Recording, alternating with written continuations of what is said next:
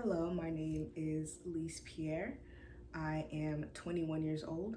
I am currently pursuing a bachelor's in marketing with a minor in digital media at the University of Central Florida here in Orlando. I am the oldest of three.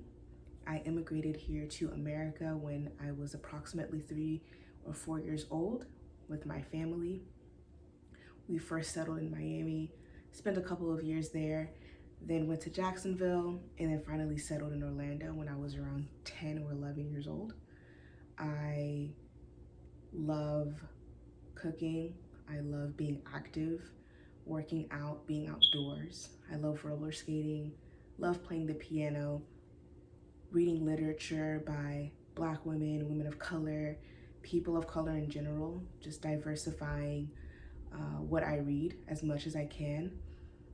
I also love spending time with my friends and my family and just cultivating experiences and adventures with them as much as I can, and taking advantage of the springs and the beaches that we have here in Florida.